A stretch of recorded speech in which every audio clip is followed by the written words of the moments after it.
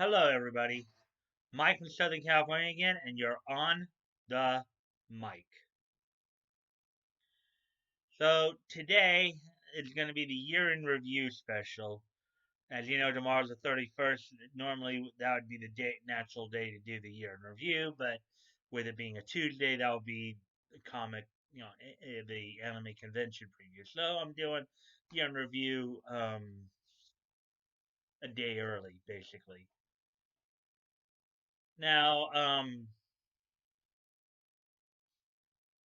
course, in the anime world, we got off to kind of a well. Initially, it was gonna look good for anime, and the success of the Broly movie coming out in January. Until of course all the accusations against Vic came out. He was let go from Funimation. Vic Mignogna. The accusations of him, of everything from him being a creep to being a predator, him being a pedophile, this, that, and next thing. As we know, the at first he was just trying to hopefully just ride out the storm until he finally just had to file a defamation suit against Funimation, Monica Rial, Ron Toy, and Jamie Markey. This situation, of course, would eventually lead to the foundings of the two respective movements, the Kick Vic movement, which is a movement founded on the Me Too philosophy of, accusations are enough to convict. Let's just trash the guy on social media and all that. And because women have been silenced for too long, this, that, and next thing, versus the I Stand With Vic movement, which believed more in due process. Um,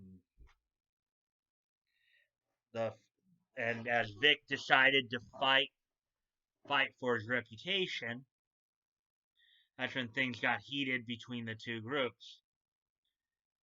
With accusations back and forth of doxing, the of course the public exposure of people's private information to fake swattings, with people reporting that they basically somebody called SWAT on them when they didn't, to accusations back and forth of being everything from being a rape apologist to being predators to being all kinds of evil stuff.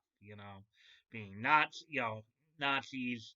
You know, just a lot of heat there. A lot of you know a lot of it was fueled by the fact that Vic is considered one of the most Vic even now he's still considered one of the more popular voice actors out there. Many of his critics, many of his haters, or we have evidence of them at one point, being all friendly with Vic until just kind of got to the point where so let's just dump this guy. And that was wrong. You know, Now, as Vic's case went through the court, the judge did eventually dismiss the all counts. Um, and of course, Kick Vic was all victorious about it until they realized that Vic was appealing. And throughout the case, we saw that basically, based on the evidence that we know of, Vic will most likely win this. I'm pretty sure of that in the end. People say, no, he lost, he lost, he lost, and many people are on Take Vic are taking it as a vindication of what they said, that he is a creep, that he is, which is not true. First off, it wasn't a criminal trial, it was a civil trial. What it basically amounted to is that the judge did not feel that Vic's team presented enough evidence to warrant moving forward with the case. That's what the TCPA was all about, was whether or not he had enough evidence there to move forward with the case. He's now appealing it, and there's been a lot of discussion on what the appeals court can and cannot look at and review.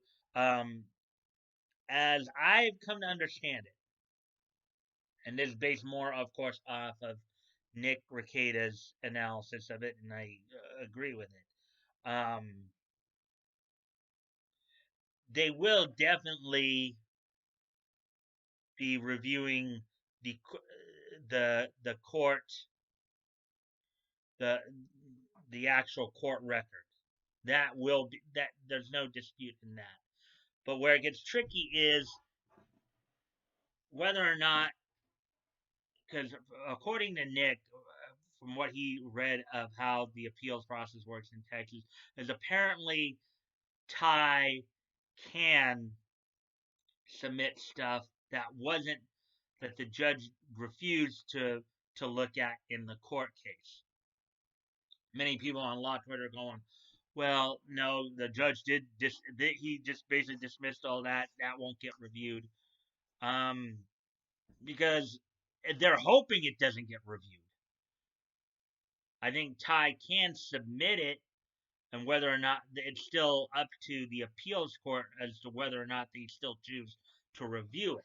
I think he can submit it, but I'm not a lawyer, so Nick would know more about that than I would.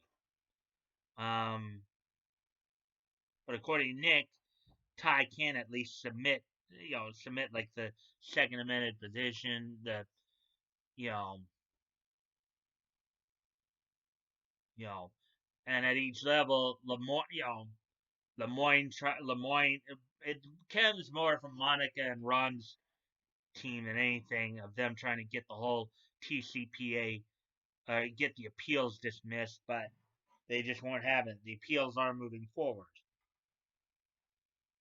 Throughout the year here, it's been a very contentious year. Not just,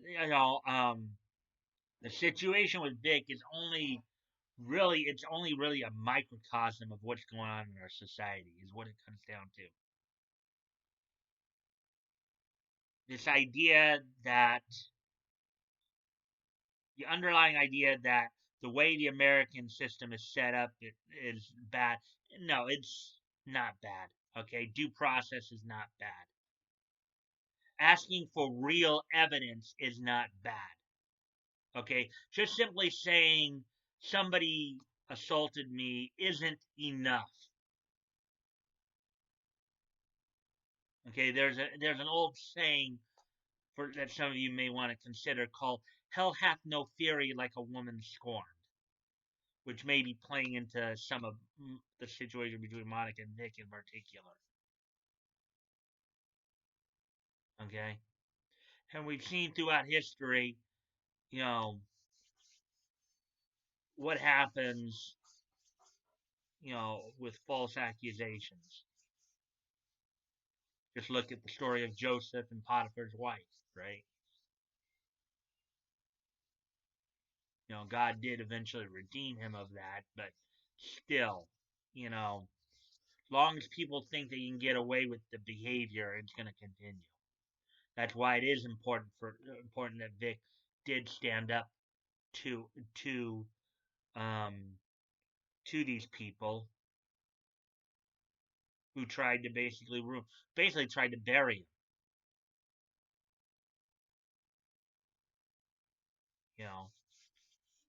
Now, not to say that I Stand With Vic is entirely angelic in all this either, because they're not.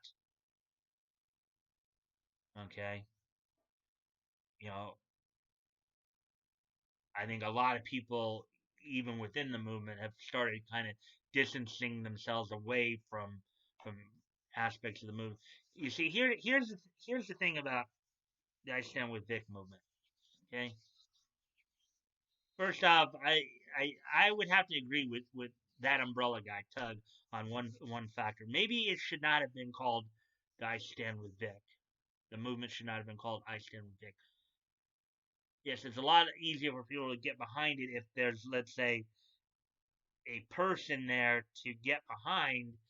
But Tug had mentioned at one point that instead of calling it I Stand With Vic, Maybe it should be I stand with due process because that's really what this is all about.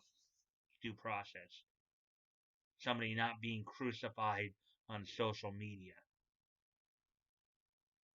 You know, because if you do stand with Vic, you'd have to, at the very, if for nothing else, you'd have to at least consider respecting his wishes on the matter of, you know, of just showing, love and kindness on this. And our, both sides gotten flack for not reining in their members, some of the more radical members. Okay, it's a very heated issue because it's and it is more than just about Vic. It's just that it's more polarizing because Vic is. It's like they say that the best way to take out a snake is to take its head, right? In other words, they figured there's a lot of people, in the kick Vic movement. I mean, we've heard, there's even been talk even throughout the year that after they've done what they want to do to Vic, they have other targets too. We've heard and seen some of that throughout the year as well. These people aren't just going to stop with Vic. I think what they didn't count on was the support he would get. Didn't count on the fact that a lawyer from Minnesota, a small town lawyer from Minnesota, would actually start a GoFundMe to help him with his legal defense, to help him with the defamation case. And the Kick Vic is just so butthurt over, and he's even told him, "Hey, look, you guys can do this too. Why don't you do this?" Instead of like crying and moaning about, "Oh, Vic's got all this support. Vic's got all this support. All these people are donating to his GoFundMe. Make one yourself." But I think the problem is, though, I think what they realize is people don't like them. They don't like people who lie. They don't like people who bear false witness. People who do those things are evil. People who bear false witness are evil. We have, and I've mentioned this several times in my video this past year, my videos this past year when I've covered this. You know, every just about every accusation they put out there has, in essence, been debunked.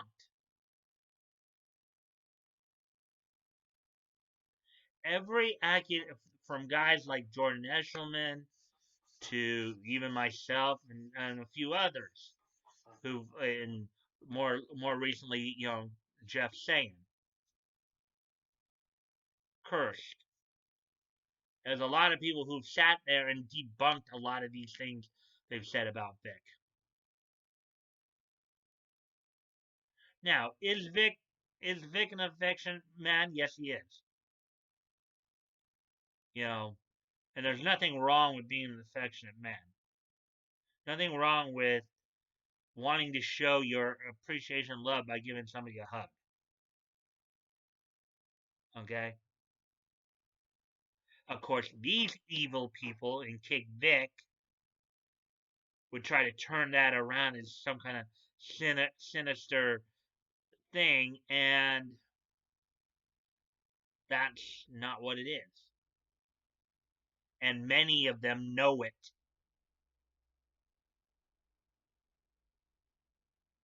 Many of them know it.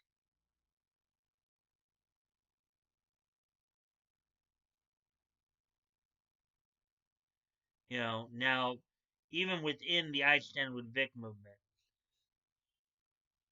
and I know Cord Crimson talked a little bit about this in a couple of his videos. I've mentioned it on a few occasions. One of the things about I Stand With Vic is that we're the movement, the people within the movement are a very diverse group of people with very diverse ideologies and standards and values that they hold dear. And not everybody in the movement is going to agree on every little thing. Look at the whole thing over the rookie Joe Star situation. Now, many of us, including myself, have now distanced ourselves from that. Now that it's been revealed that she is not as repentant as we'd hoped. But I will say this again. I know there will be some people who will disagree with me on it.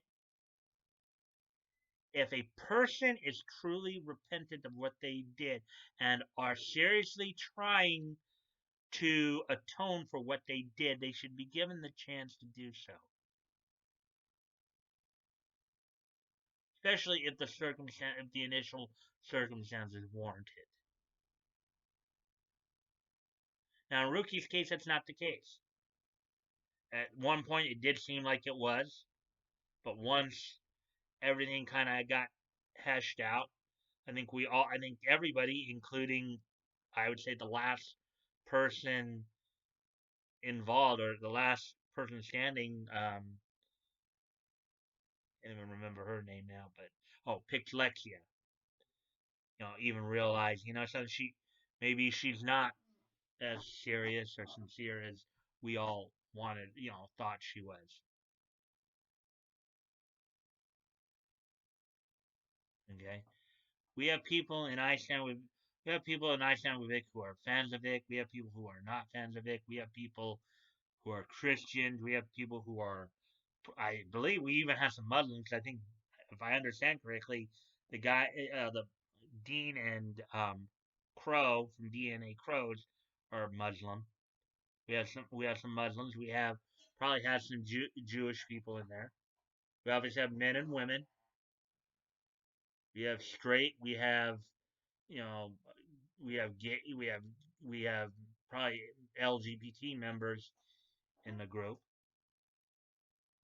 We have people who are in it for just simply because of the fact they don't like this conviction via accusation bit, and that's all they're in it for.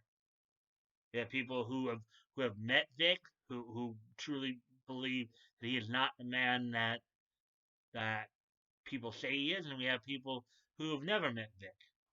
We have all these different types of people who are getting behind Vic, many for their own reasons, many for different reasons. That's, I think, at times what has caused some of the friction within the group is that oftentimes we get so caught up in the arguments that sometimes we just at some point you just got to say, something, let's just agree to disagree. I'm not going to change your mind, you're not going to change my mind. It does us no good to keep banging our heads into walls trying to force the other person to change their mind. And yes, even I have gotten caught up in some of the arguments at times to where, I'm like banging my head in the wall. You know, um,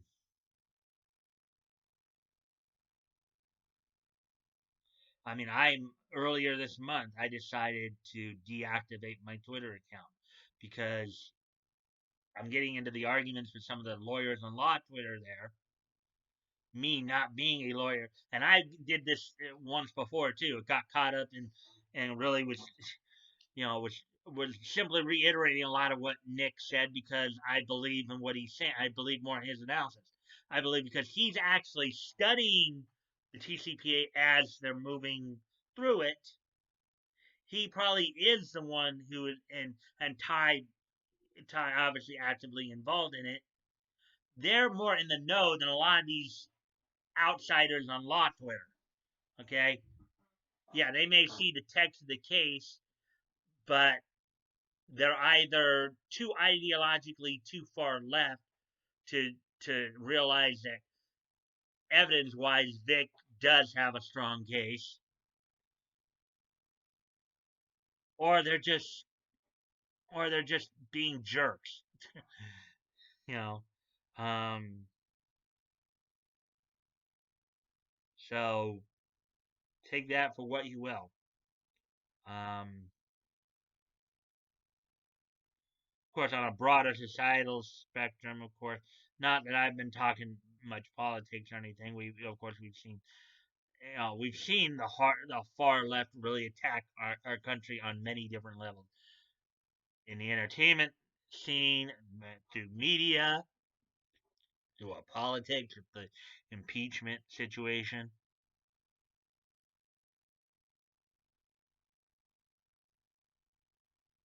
There is this very loud, vocal minority that is trying to bully their way onto the rest of the country, and they're going to end up falling flat on their face for it. Trump is most likely going to get reelected, hopefully with more Trump conservatives, to where he can fulfill a lot of the promises that he promised. He's fulfilled a lot of them already. Only thing that stopped him from maybe getting some of the more bigger promises done, like the wall, is a very hard left leaning globalist Democrat Party that would rather bow down to the terrorist than fight him.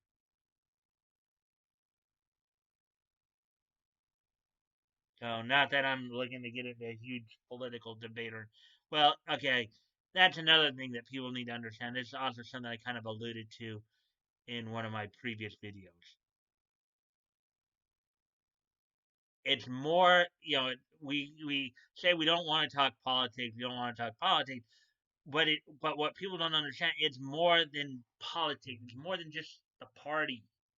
It's the it's more it's not a political struggle we're in. It's an ideological struggle. It's the idea of what values do you truly hold dear. Do you believe that the government should be more involved in your life, or do you believe it should be less involved in your life?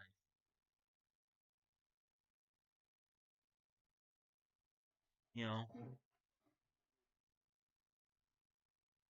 do you really believe it's us versus them, or 1% versus 99%? You know, that's something to take into consideration.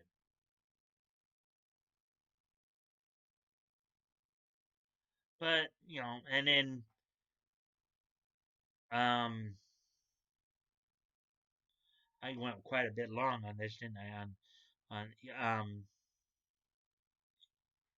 and of course I'll probably cover more specifically like my channel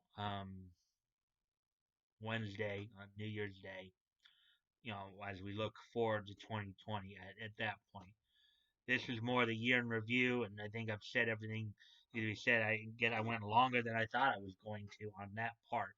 But let me finish up by doing, of course, the this day in history segment, and then get into the. I'm going to start closing it out now. I think I've said quite a bit, enough already on what's basically happened through much of the year here. So now that we got through all the serious stuff, let's take a look at this day in history. So what has basically happened on this day in history? But let me just check there. Okay. So first off, we head back to on this date in 1967. The animated series Journey to the Center of the Earth. The series, based off of Jules Verne's novel, subsequent 1959 movie, finished its 17 episode run on this date in 1967.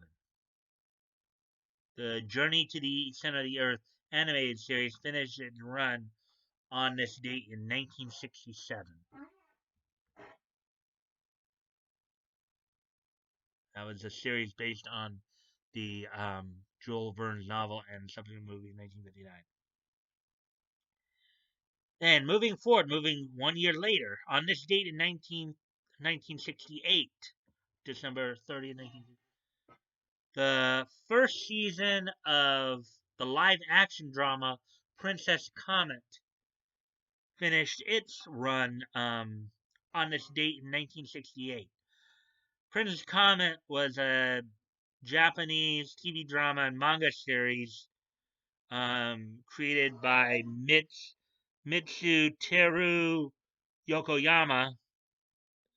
It was serialized from in Margaret Magazine from July to November 1967, um, marking it as one of the first, marking it, I believe they're saying here, as Japan's first magical girl series produced.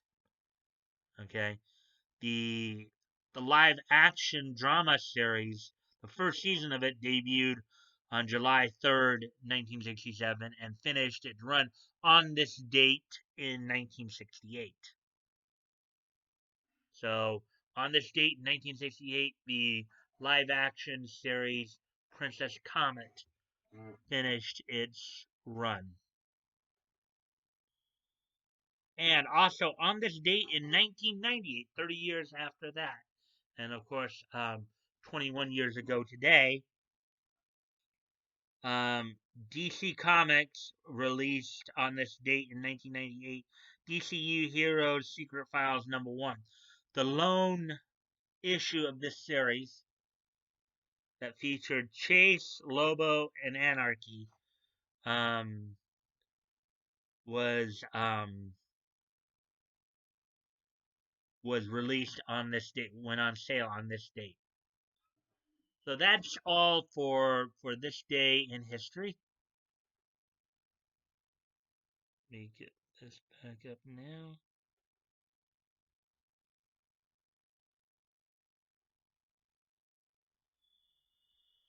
Okay, so with that all being said, if you check the links below, you can always contact me directly on my Discord.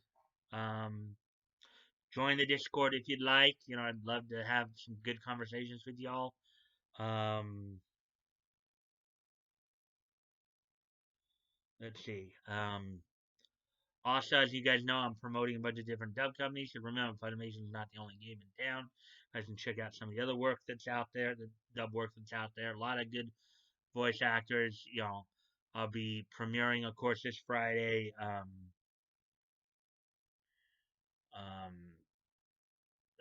Voices Big and Small, Lori Paczynski, who is a Calgary-based voice actor. I hope you guys will come out for that. As you know, tomorrow night I'll do the anime convention preview for the upcoming weekend. Um, and also, guys, as you also know, I'm still promoting the GoFundMe's. As always, guys, never feel like you have to donate. You know, if you have the means to and it's on your heart to do so, please consider donating. If you've donated before, please consider donating again. And if you have not donated, or if you cannot donate, you don't have the means to, still help out the cause by sharing the links. Because after all, sharing is caring. You never know, maybe if somebody in your circle of friends might see it and go, yeah, he is getting a short end of the stick. I want to help too.